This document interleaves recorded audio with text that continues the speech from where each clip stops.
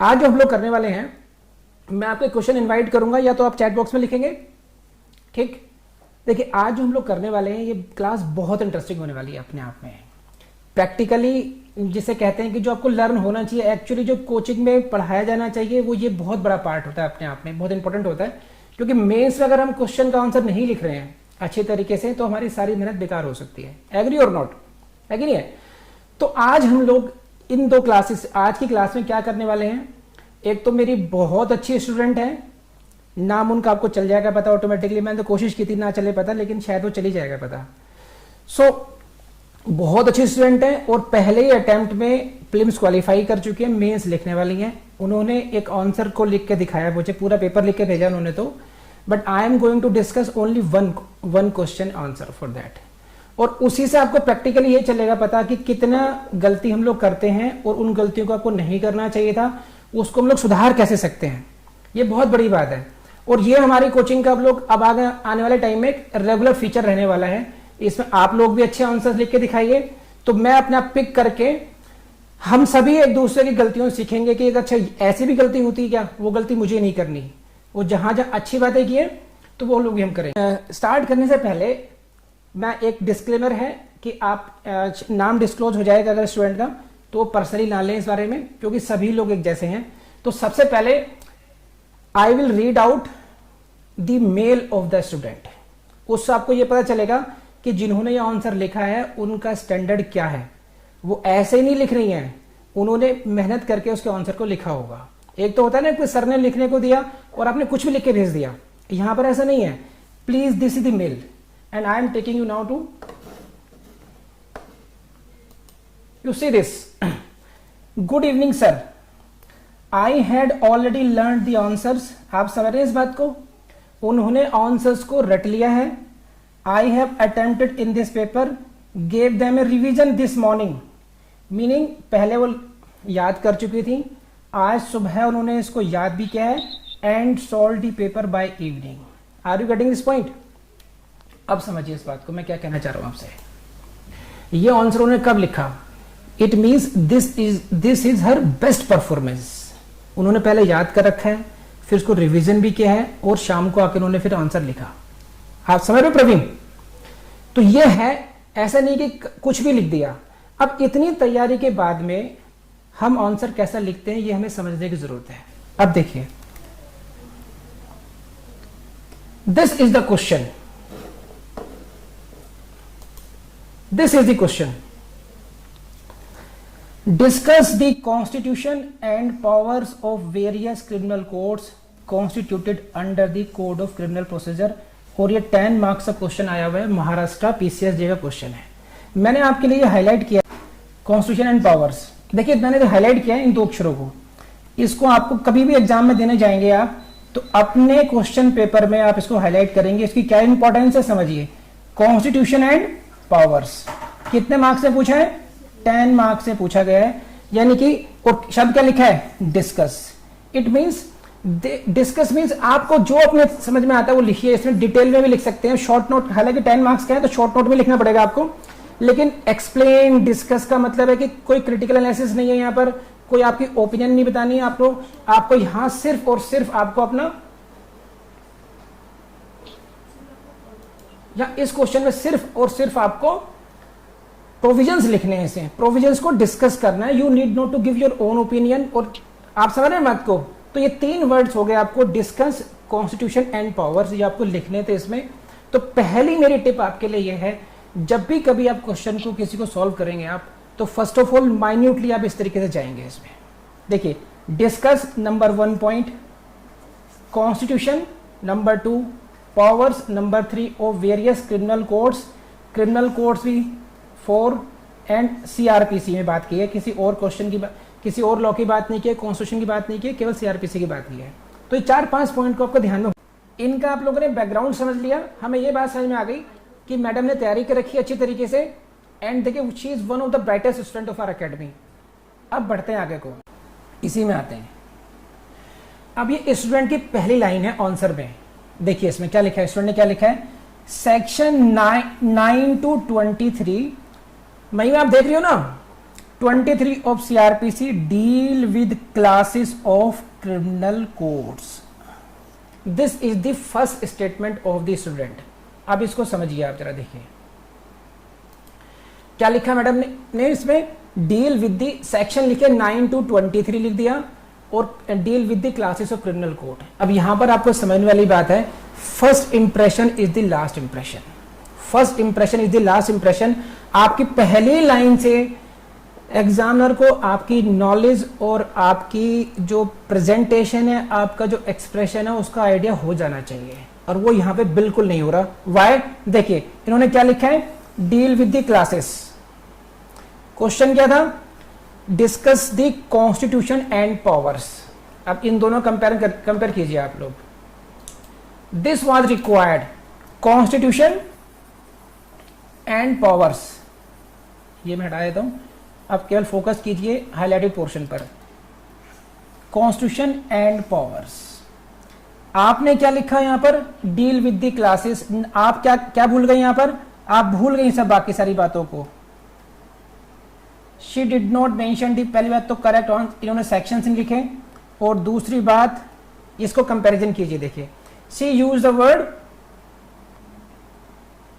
Classes of criminal codes, जबकि correct statement होना चाहिए था deal with the constitution and powers of various criminal codes, और यहां पर आप लिखते हैं करेक्ट सेक्शंस। तो ये बात समझ में आ रही है आपको? पहली बात में आपको करेक्ट आंसर्स लिखने चाहिए, करेक्ट सेक्शंस लिखने चाहिए थे, और जो पूछा वो लिखना चाहिए था। प्लीज रेज हैंड जितने लोग भी हैं, मैं देख पा रहा हूं सबको, अगर ये आपके पास समझ में आई है तो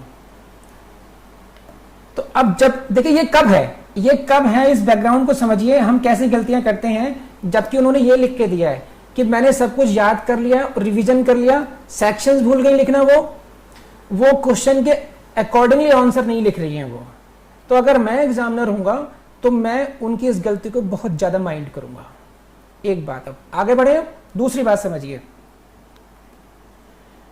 अब उन्होंने क्या लिखा, एज पर सेक्शन 6, देखिए कैसे गलती निकलती है। अगर मेरे जैसा खुर्राट टाइप एग्जामिनर मिला तो बहुत माइंड करेगा। सेक्शन 9 से आप कह रहे थे, आप डील कर रहे थे सेक्शन 9 से, आपने शुरुआत की सेक्शन 9 से, और फिर आप चले गए, आपने शुरुआत कहां से की, अगले आंसर की सेक्शन 6 से की थी। तो यहीं पर कहीं ना कहीं एग्जामिनर को एहसास हो जाएगा कि कहीं ना कहीं जो कंसंट्रेशन है एग्जाम स्टूडेंट की, वो उतनी अटेंटिव नहीं है, उसको खुद नहीं पता कि वो क्या लिखना चाहता है। कभी 9 to 23 और फिर 6 से क्यों कर रहे हैं स्टार्ट फिर वो। अब आगे बढ़ते हैं। Apart from high court and the court of sessions there will be following categories of criminal codes. तो मैं अभी, आप पढ़ लिया अपने इस स्टेटमेंट को देखना,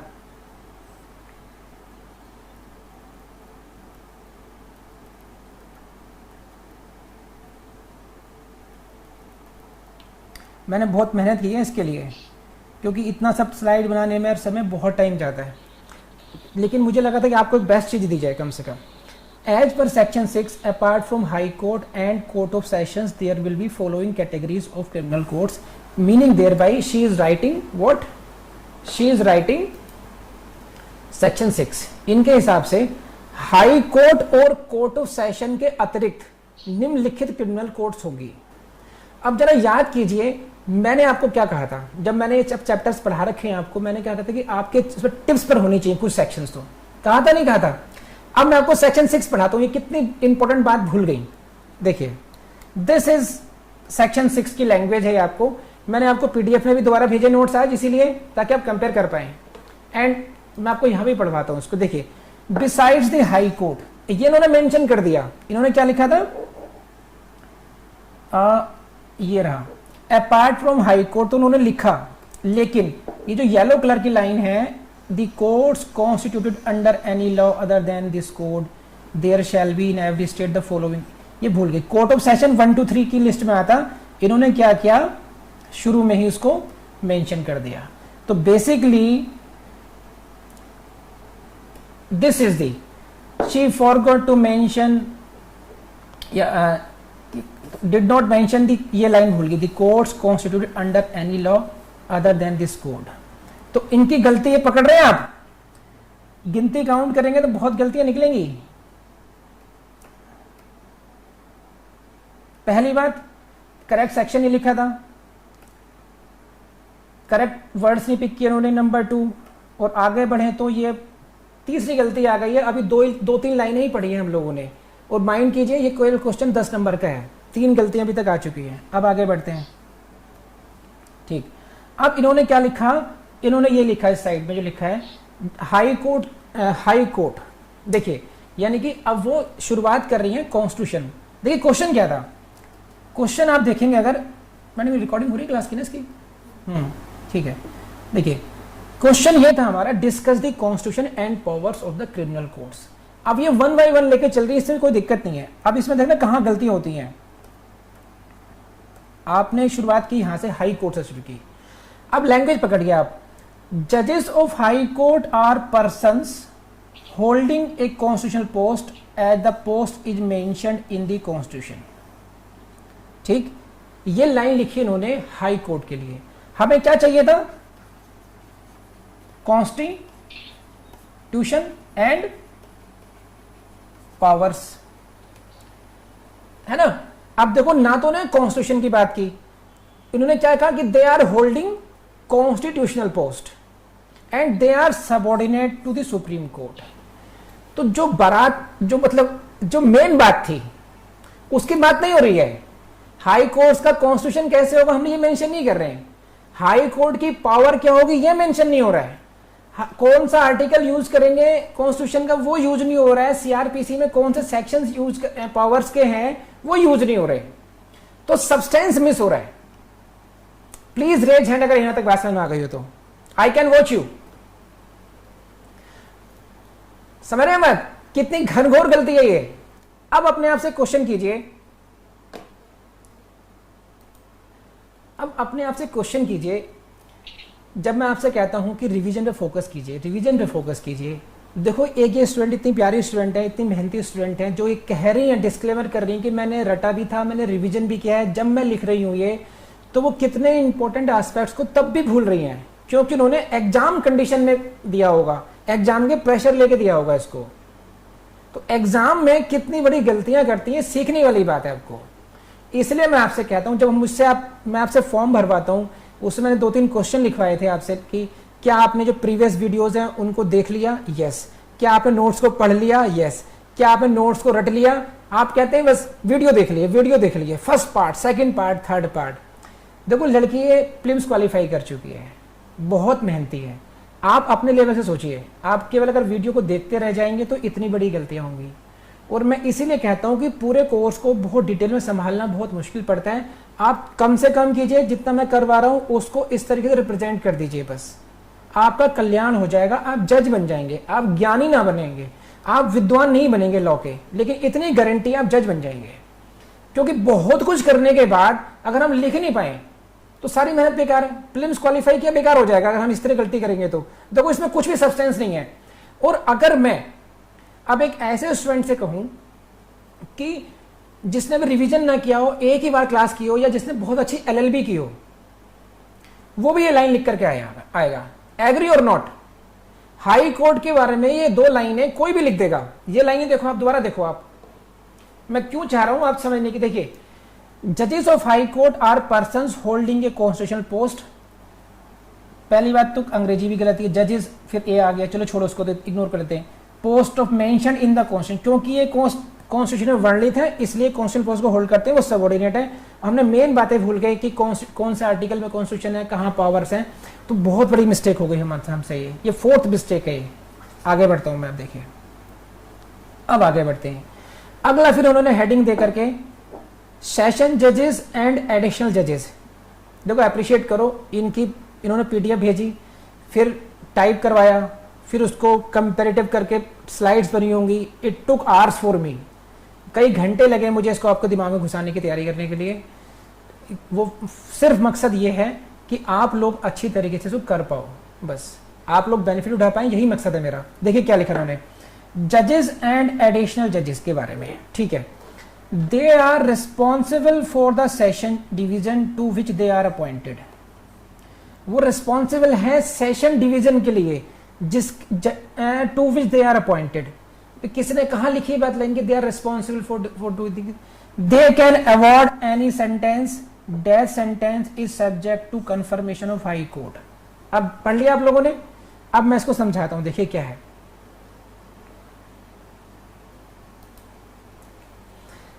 1 2 3 3 लाइनें लिखी हैं इन्होंने। अब इसमें कहीं पर भी आपको वो सेक्शन याद दिख रहा है कि सीआरपीसी का कौन से सेक्शन में सेशन कोड का कॉन्स्टिट्यूशन होता है? हमसे बेचारे गरीब एग्जामिनर ने क्या पूछा था? उस बेचारे ने हमसे ये क्वेश्चन पूछा था, आप शायद पढ़ पा रहे हो, इसको मैं कोशिश करता हूं पीडीएफ में।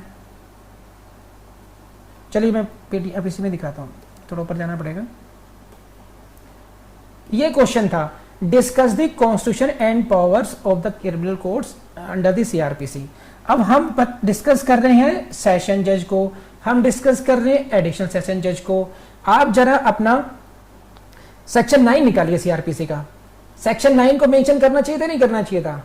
बोलो मैडम, हाँ है ना? तो कितनी बड़ी मिस्टेक है। हम जनरल आइडिया लिख रहे हैं, हम केवल उस तरीके से लिख रहे हैं जैसे कि हमने कोई प्रोफेशनल ट्रेनिंग या प्रोफेशनल तैयारी करी ना हो, केवल एलएलबी के हिसाब से बस। देखिए सेक्शन 9 ये था। अब देखो कितनी बड़ी गलती है। Please see the section 9 now. आप लोगों के पास पहले पढ़ा चुका हूं मैं, लेकिन पढ़ाते हैं। देखिए section 9 court of sessions, the state government shell establish the court of session for every sessions division. तो ये हुआ आपका कॉन्स्टिट्यूशन, कॉन्स्टिट्यूशन ऑफ कोर्ट। समझे आप? जो उसकी पहली रिक्वायरमेंट थी क्वेश्चन की कि कॉन्स्टिट्यूशन लिखिए आप, तो ये पहली आपने आप you forget is mention the session courts are established by the state government. आपने वो मेंशन नहीं किया, उस बारे में भूल गया आप। ये एवरी कोर्ट ऑफ सेशन जज शैल बी प्रेजाइडेड ओवर बाय ए जज to be appointed by the high court. अब देखिए इसको, आपने ये बात लिखनी थी ना, आपने कितना बड़ा मिस्टेक किया इसमें। आपने सिर्फ ये लिख दिया कि रिस्पॉन्सिबल किसके प्रति हैं और वो अवार्ड उनको सेंटेंसिंग पावर कितनी है। आपने ये बिल्कुल नहीं लिखा कि सेशन कोड का कॉन्स्टिट्यूशन उसका गठन कैसे होगा, और वही उसने पूछा था। तो जो एग्जामिनर पूछ रहे हैं वो आप नहीं बता रहे हैं, बाकी सब कुछ बता रहे हैं आप। तो एग्जामिनर पर ये इंप्रेशन जाएगा ही नहीं कि आपको बहुत प्रिसाइज नॉलेज है। ठीक है, तो ये ऐसी चीजें हैं जो आपको ध्यान रखनी चाहिए थी। तो कई सारे पॉइंट मिस किए, ये पॉइंट मिस किया इन्होंने। Appointment bye the high court जज होगा, हाई कोर्ट होगा प्रेजाइडिंग ऑफिसर का, ये इन्होंने मिस किया। एस्टैब्लिश स्टेट गवर्नमेंट एस्टैब्लिश करती है, ये पॉइंट मिस करा, और इन्होंने सेक्शन में नहीं लिखा। ठीक, अब आगे बढ़ते हैं। एडिशनल सेशन जज, और ये क्लॉज इनकी मिस है। मैं अब तेज से पढ़ाता हूं आपको, तो आप अंदाजा लग जाएगा कि कितनी जरूरत होती है। देखिए, द हाई कोर्ट में ऑल्सो अपॉइंट एडिशनल सेशन जजेस एंड असिस्टेंट सेशन जजेस। तो इनको करना ही चाहिए था कि सेक्शन 9 ऐसे या तो लिखे session court comma additional courts of additional session जजेस एंड असिस्टेंट सेशन जजेस are established by this is and the presiding officers are ये appointed by the high court, comma करके लिख दीजिए। वरना कम से कम सेक्शन लिखिए आप, इसमें सेक्शन लिखिए और पूरा डिटेल में लिख दीजिए, कोई फर्क नहीं पड़ रहा, अच्छे मार्क्स मिलेंगे आपको इसमें। यहाँ कोई केस लॉ बेस्ड है नहीं, कोई केस लॉ नहीं है यहाँ पर आपको। तो आगे बढ़ते हैं। फिर उन्होंने लिखा है असिस्टेंट सेशन जज के बारे में, they are subordinate to session जज and are appointed by the high court. Again आपका यहाँ पर सेक्शन यहाँ मिसिंग है। यहाँ पर ये आपकी जो सबऑर्डिनेशन पे बहुत बस कि कौन किसके सबऑर्डिनेट है, फोकस यहाँ पर है, जबकि फोकस ऑफ द क्वेश्चन था कॉन्स्टिट्यूशन एंड पावर्स पे था। आपने यहां पे लिखा they can award maximum sentence of up to 10 years and any amount of fine, but again under which section, ये मिसिंग है यहाँ पर, ये पावर की नहीं लिख पा रहे हैं इसमें ये। अब आगे आ जाइए, सेक्शन 11 की बात करते हैं हम। Section 11 deals with the court of judicial magistrate. इन्होंने क्या लिखा है ये देख लीजिए, यहां से शुरुआत की इन्होंने। Judicial magistrate, chief judicial magistrate and CMM, this is they are subordinate to the session जजेस and are appointed by the high court. कौन अपॉइंटेड है? Presiding officer. लेकिन उन्होंने क्या पूछा है, क्वेश्चन क्या था? क्वेश्चन था कॉन्स्टिट्यूशन ऑफ कोर्ट्स, ना कि अपॉइंटमेंट ऑफ द मजिस्ट्रेट। तो आपको कोर्ट में फोकस करना था। पहले कोर्ट कैसे कॉन्स्टिट्यूट होगी, ये था section 11। In every district not being a metropolitan area there shall be established as many courts of judicial magistrates of the first class and of the second class and at such places as the state government after consultation with the high court. मैंने ये बहुत ढंग से पढ़ाया था आपको, ये बताना चाहिए था आपको कि these courts are established by the state government after consultation with the high court. ये फोकस एरिया होना था आपका, जो कि की लाइन आपने मिस कर दी। मैं वर्बेटम नहीं कह रहा, आपके वर्बेटम करो, लेकिन जो मुख्य शब्द है, अगर आपने इनकी एक ही गलती है, अगर इन्होंने इन शब्दों को पकड़ लिया होता शुरू में ही कि discuss the constitution and powers, तो ये गलती इनसे नहीं होती। इनके दिमाग में यही होता कि मुझे पहले कॉन्स्टिट्यूशन ऑफ कोर्ट्स लिखना है, मुझे पावर्स ऑफ द कोर्ट्स लिखना है। प्लीज रेज हैंड अगर यहां तक बात समझ में आ गई हो तो। समझ पा रहे हैं? ठीक, अब आगे बढ़ते हैं। ये आपका 11 का पार्ट हो गया। मैं पूरा तो करा नहीं रहा, तो presiding officers of such courts shall be appointed by the high court. Miss कर दिया आपने सब ये। अब आगे बढ़ते हैं। देखिए, नो मेंशन ऑफ कॉन्स्टिट्यूशन की इस वाले पॉइंट पर, डायरेक्ट सबऑर्डिनेशन पर आ गई, नो मेंशन ऑफ सेक्शन पर, ये इनकी गलती है इसमें ये। अब यहां पर आ जाइए, मेट्रोपॉलिटन मजिस्ट्रेट में सेम गलती है आप सारी इनकी, वही मिस्टेक से बार बार कर रही है। MM has similar function to judicial magistrate first class. The difference is that they are responsible for the metropolitan area and subordinate to CMM. Again, section missing है पूरा पूरा, और जो बाकी सारे फैक्टर सभी मिसिंग मिलेंगे आपको। तो ना इन्होंने सब में यही सब, अब मिस्टेक सब रिपीटेड है ये। देखिए, स्पेशल जो एग्जीक्यूटिव मजिस्ट्रेट में ऑल्सो भी appointed from time to time. ये जल्दबाजी भाग, इसे कहते हैं भागते भूख की लंगोटी, कुछ ना कुछ में कुछ लिख दो, है ना। Executive magistrate, there are several executive magistrates and district magistrate is the at the highest order followed by sub divisional. ये बहुत जनरल आइडिया हो गया, ना सेक्शन मेंशन किया, ना उनकी पावर्स मेंशन किया आपने, तो ये आप समझिए। और ये फिर आपको पढ़ा रहा हूं, I have learn the answers, I have attempted this paper that I gave them a revision in this morning, solved the papers by evening. So now I interact with you. तो विद्वानों, आप समझे इसमें कितने मार्क्स मिलने चाहिए? मैं अगर मैं दूंगा तो मतलब दिल पे पत्थर रख के दूंगा, 2/10। ये भी मैंने बड़ी अनुकंपा की है। वाई? बात ये नहीं है, मुझे मेरे दिमाग में ये इंप्रेशन जाएगा कि ये स्टूडेंट, ये जो एस्पिरेंट है, ये जज बनना चाहता है, तो इनकी रीडिंग में कहां प्रॉब्लम है, इनका फोकस क्यों नहीं हो रहा, हमने इनसे क्या पूछा है, और पूरे के पूरे वही चीज गायब है। सेक्शन 28, 29 का कोई मेंशन नहीं करा, तो इसको वो बहुत कुछ कर सकते थे। देखिए, आपकी राइटिंग से, आपके एक्सप्रेशन से, आपकी पर्सनैलिटी का भी पता चलता है। एग्जामिनर जज करता है, वो आपको इस क्वेश्चन के लिए तो कर ही रहे हैं जज, वो आपको ये भी देख रहे हैं कि इस व्यक्ति को जज बनना है तो इसका कैसा एप्टीट्यूड होना चाहिए, वो कितना फोकस है इसमें। आप समझ रहे हैं इस बात को? उससे पता चलेगा कि रीडिंग हैबिट अच्छी है नहीं है, प्रेजेंटेशन में। चलिए मान लीजिए सेक्शन भूल गए एक बार को, तो फिर भी कुछ ना कुछ बातें बिल्कुल सभी कुछ जनरल कर दिया।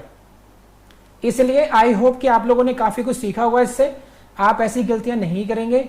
और आज के बाद 2 से 3 घंटे केवल और केवल याद करने में लगाइए, आपने रिवीजन में लगाइए। नहीं तो आपको आत्मसंतोष तो होगा कि मैंने इतने पार्ट सीआरपीसी के सीपीसी कर लिए, इतना सब कुछ कोर्स कर लिया, सर ने हमें ये नहीं कराया, सर ने वो नहीं कराया, मैडम सोनाली प्लीज ऐसे कैसे होगा।